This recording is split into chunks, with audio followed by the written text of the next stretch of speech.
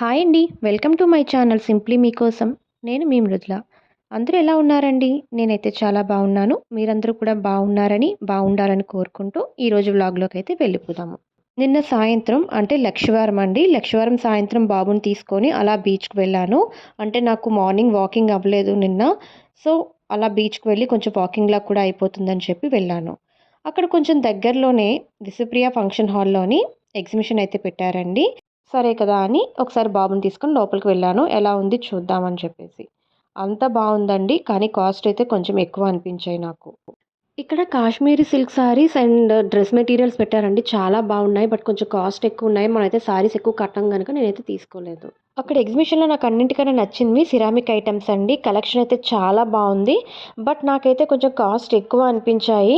Bargaining చేయకూడదంట. అక్కడ fixed rates అంటున్నారు. అలాంటప్పుడు మనం ఇంకేం తీసుకుంటామండి. నాకది అవసరము, తప్పదు అనుకుంటే మాత్రం ఎంత కాస్ట్ పెట్టైనా తీసుకుంటాను. కానీ అది షోకేస్‌లో పెట్టడానికే కనుక ఇంతగా ఆలోచిస్తున్నానండి. ఇంట్లో ఒక్కరు సంపాదిస్తూ ఉన్నప్పుడు మిగిలిన వాళ్ళు ఖర్చు చేయాలి అనుకుంటే కొంచెం ఆలోచించి ఖర్చు చేయాలి. ఎందుకంటే ఇప్పుడున్న సిట్యుయేషన్‌లోని చాలా రేట్లు పెరిగిపోయాయండి అన్నీ కూడాను.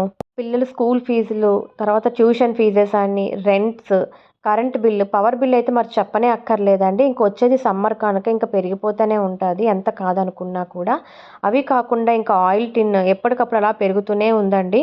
కనుక మనం ఖర్చు చేసే ప్రతీదీ కూడా ఆలోచించి ఖర్చు చేయాలి. ఏదైనా ఖర్చు చేయాలి అనుకున్నప్పుడు మనకొక ప్లానింగ్ అంటూ ఉండాలండి. మనకొచ్చే ఆదాయం కన్నా ఖర్చు పెరిగిపోతూ ఉంటే ఇంక మనం పొదుపు చేసేదేముందండి?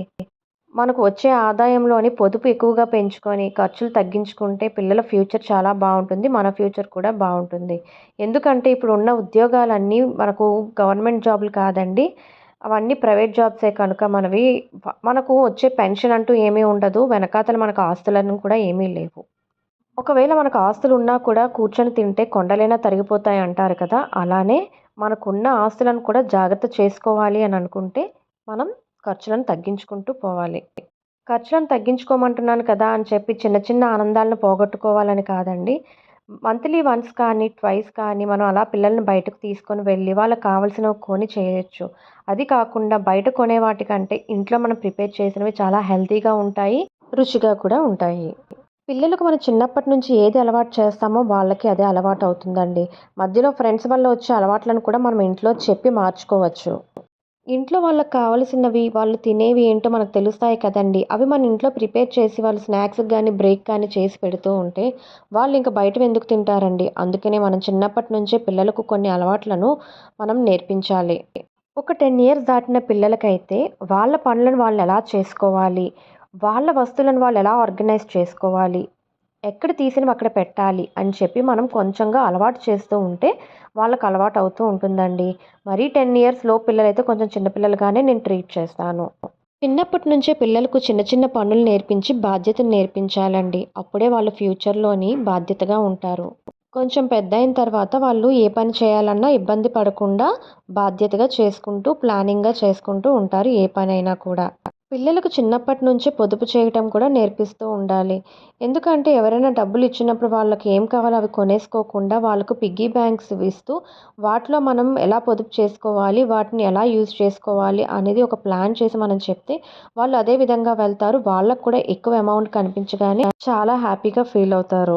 మా వాడికి మంత్లీ ఇంత అమౌంట్ అని చెప్పి వాడి చేతికిచ్చి వాడి చేత్తోనే పిగ్గీ బ్యాంక్‌లో వేయిస్తాను.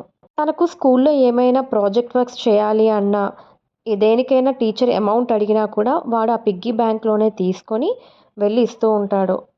పిల్లలకు మనం సేవింగ్స్ నేర్పించడం వలన పెద్దయిన తర్వాత కూడా వాళ్ళకి అదే అలవాటయ్యి సేవింగ్స్ అనేవి చేస్తూ ఉంటారు. సో, వాళ్ళకి సేవింగ్స్ ఉండటం వల్ల వాళ్ళు డబ్బులకి ఎప్పుడు ఇబ్బంది పడకుండా ఉంటారు. ఈవినింగ్ నేను బీచ్‌కి వెళ్తానని ప్లానింగ్ నాకు ముందుగానే ఉంది కనుకనే ఆఫ్టర్‌నూనే నేను డిన్నర్ ప్రిపరేషన్ కూడా చేసేసుకున్నానండి. ఈవినింగ్ 4 కల్లా అన్నీ ప్రిపేర్ చేసుకొని నేను వెళ్ళిపోయాను. రైస్ పెట్టేసి తర్వాత ఆహ్, క్యారెట్ ఫ్రై చేసేసానండి. క్యారెట్ ఫ్రై ఒక్కొక్కరు ఒక్కో విధంగా చేస్తారు. ఇది అందరికీ తెలిసిందే కనుక నేను ఈ రెసిపీ అయితే నేనేం చెప్పటం లేదండి. తర్వాత ఇంటికి నేను వచ్చేటప్పటికి 7:30 అయిపోయింది. ఇంకా డిన్నర్ చేసేసి తన బుక్స్ అన్నీ సర్దుకొని ఇంకా నైట్ అంతా రొటీనే కదండీ! కిచెన్ అది క్లీన్ చేసుకొని ఇంకా పడుకుండిపోయాము. తర్వాత ఇంకా మార్నింగ్ అనేది ఇంకా డైలీ రొటీనే మనకు.